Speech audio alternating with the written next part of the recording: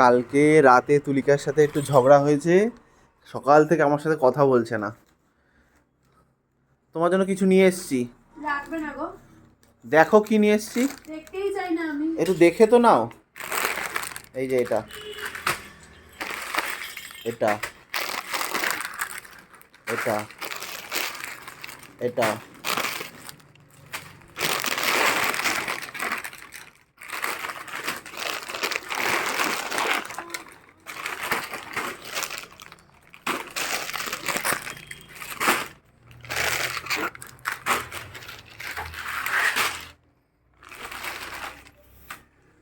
এবার কথা বলা যাবে? কালকে রাতে কম অপমান করনি। এবার কথা বলা যাবে?